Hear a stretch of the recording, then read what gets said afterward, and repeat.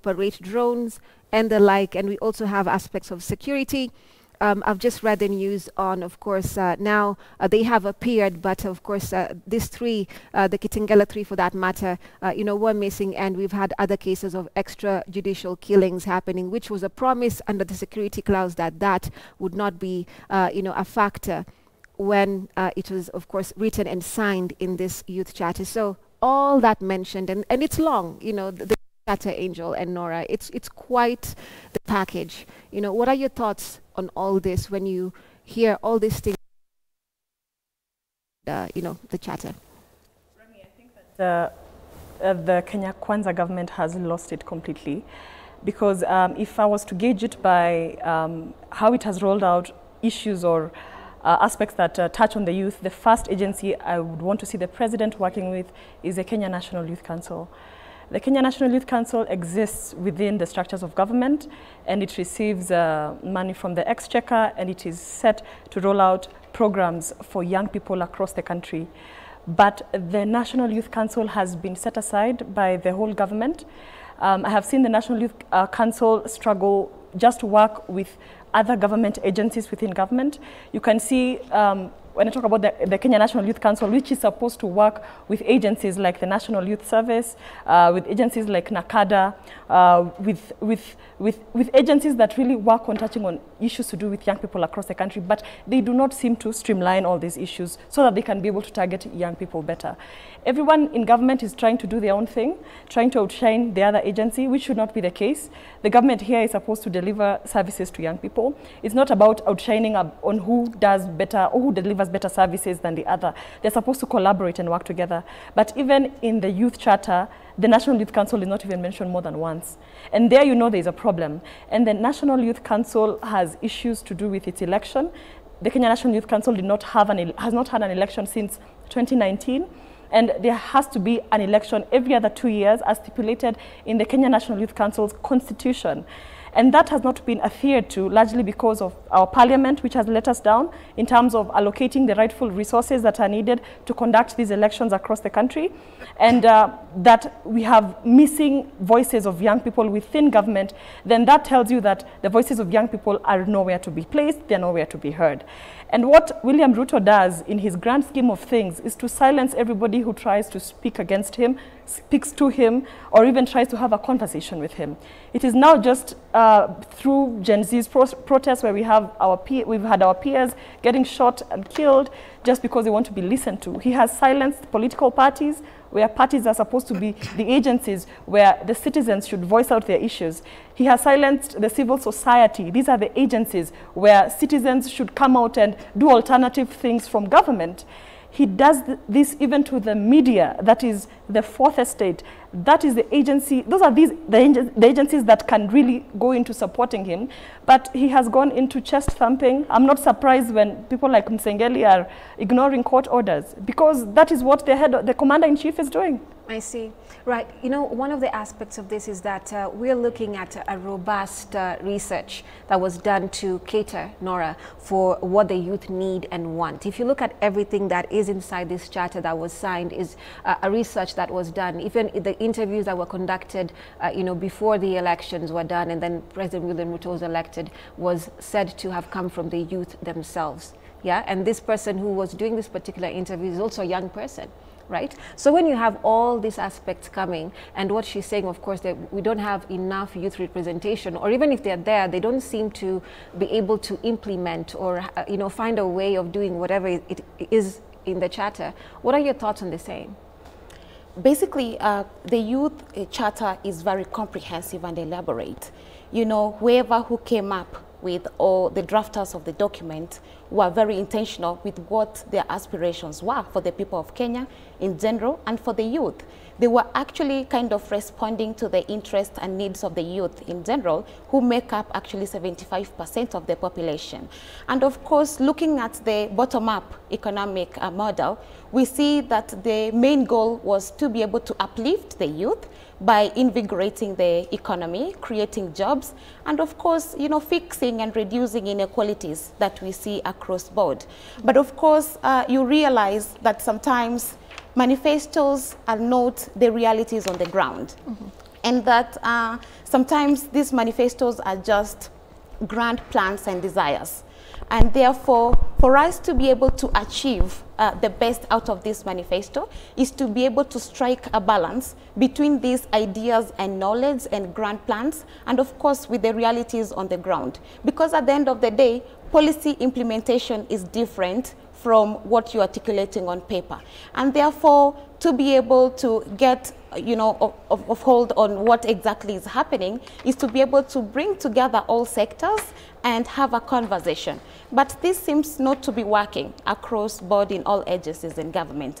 For example, I was listening, actually I read a paper, Standard Media, and the Deputy Chief of Staff in the Executive Office of the President, Mr. Owalo, had indicated that the government has met the overarching objective of creating jobs for the youth. And do you know what he was basing on? The Hustler Fund.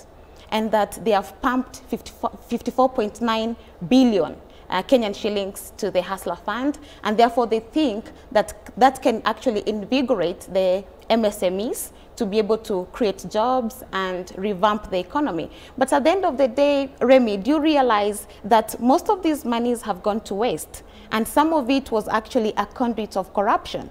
Because at the end of the day, I've tried to research everywhere. I've not seen anywhere where we have tangible data to show schemes whereby they can support monitoring, evaluation, and impact assessment of this Hustler Fund.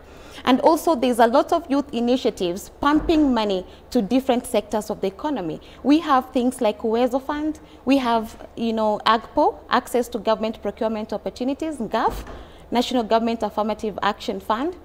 All these issues and initiatives are supposed to take care of the youth agenda. But then we lack an index, a national youth index that is able to track and measure, you know, these interventions to see if these outcomes are coming out positively. So at the end of the day, without data, we're not able to know if indeed we are creating jobs. We're not able to know if we're expanding the economy. And therefore, when now President Ruto brings, you know, like the financial bill that was kicked out, basing his argument on invigorating the economy, people ask the pertinent question of, we cannot see anything. I mean, 54 billion Kenyan shillings is supposed to be seen, even without being told. So generally then, we have a problem. We have a policy problem and a strategy problem, an implementation problem, which has to be looked into. All right. You know, one of the aspects here is most of these promises are supposed to be analyzed, or let me say to some extent achieved by the time the president was having 100 days in office. And there was that conversation, and you know, looking back, it didn't go, you know, so well even back then, because most of this, you know, for example, aspects in the creative economy were done, for example, in August last month. Right? And there's supposed to be public participation, which we're not even clear upon if that was actually even happening. So let's take a look at the economic empowerment. One of the aspects here is removing experience requirements for government jobs to promote youth opportunities. Now, the youth have always complained, we've just graduated. How am I going to have 6 years of experience as a job requirement, which is unrealistic, right? You, both of you represent the youth in different matters. When you speak to them, is there an aspect of this that has come forth as a positive thing, or nothing has been implemented, you know, according to this? Yes, Remy, what I think is that, you know, government is always never able to absorb even a quarter of the people who get to graduate every year. And so trying to think that removing some of this qualifications that are required does not really send the correct message to the young people. Government jobs, even from my analysis, are not always the best jobs for young people. Government is full of bureaucracy, and young people need to be in places where they can give in their creativity, their mindsets, and, you know, bring in new and fresh ideas, where young people can tap into the Kenyan economy and be able to tap out into into avenues that have not been tapped into before. This is why we need to create an environment that is suitable for young people to be able to get into business. When young people a few years back were talking about having tax holidays when they get into business, like having a 7-year tax holiday so they're able to start up their businesses, when they're talking about getting tax reliefs or even promoting businesses that employ more young people, these are the sectors that we need to encourage. It's not about government all the time. Government is not where we go to get rich. Government is there to provide us with a plate where we can be able, or a sufuria where we get put in our food and make the food that we're going to consume. We need to become independent citizens of this nation. We don't need to be in government to say that we are properly employed. That is the mistake that we make with Kenya. Developed countries, when you go from the private sector to government, you take a pay cut. You go and get to, you work more hours, you are less even flexible, you are more bound by different bureaucracies. You're not even allowed to be in business when you're working in a government in the Western world or in a first world country. But what we see here is that when you want to get rich, you go to parliament or you go to the executive or you go to the judiciary. That should not be the case.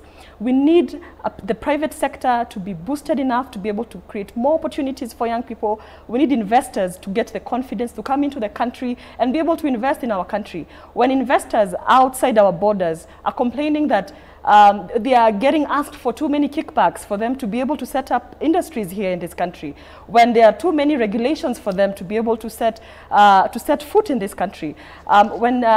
Previously, when the president was in the US during the state visit, and he encouraged filmmakers from the US to come to Kenya, but now the American filmmakers coming into Kenya are having a hard time with customs at KRA when they come in. So what are we saying to young people of this country? When we talk about even the digital economy, the digital superhighway, and the creative industry, Hollywood is ready to come and make films here because they have exhausted the entire United States or in the entire world. They want to come, they want the security to be able to build a creative economy here.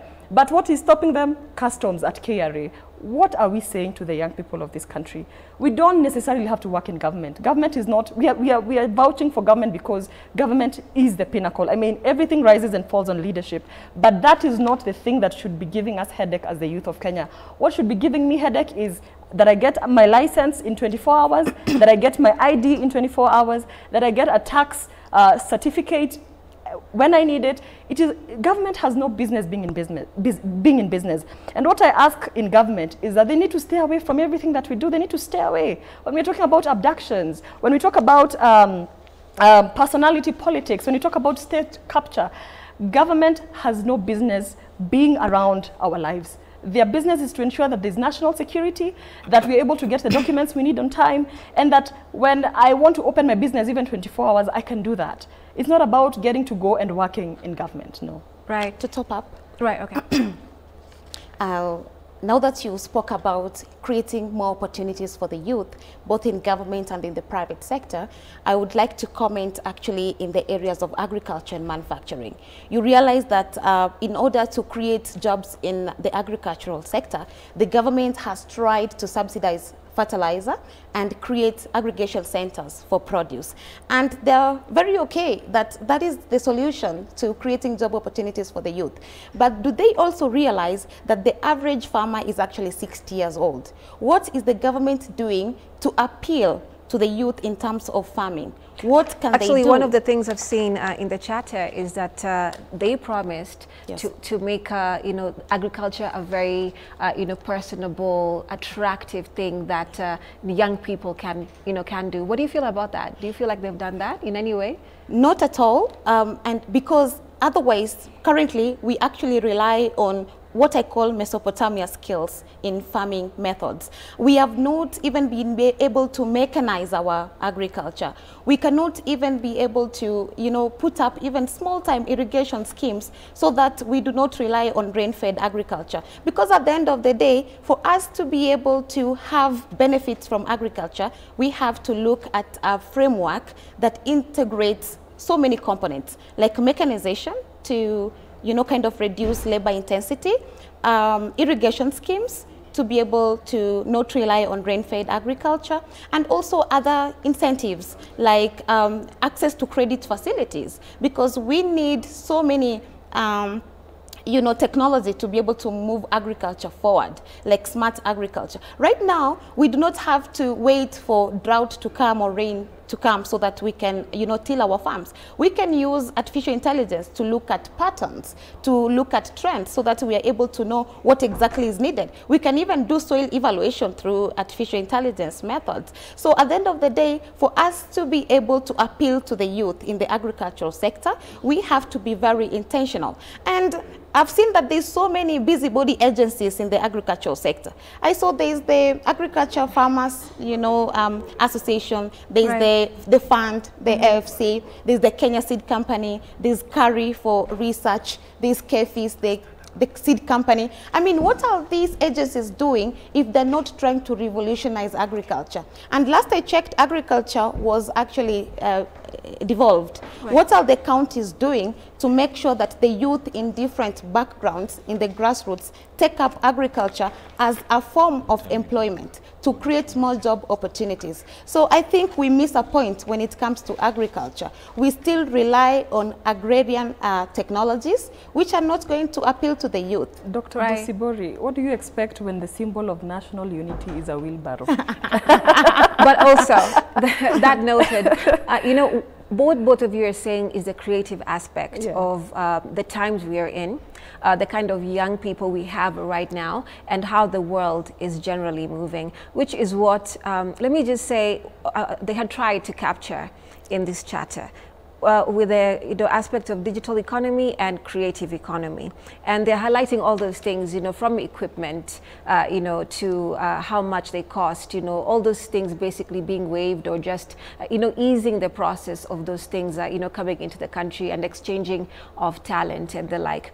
But the ironic thing here is these protests were led by the very thing that was captured in here. Right? Digital world and the creative world. Because when they began, it was all mobilization from, you know, the phones and social media and the like. And then we had literally this looking like a prophecy at the end of the day. And, you know, everything that was captured, which just felt like a writing, you know, or just a chatter, was what it was, right? So I want you to keep that in mind. We're taking a short break, and then we'll come back with your thoughts on the same. Do stay with us.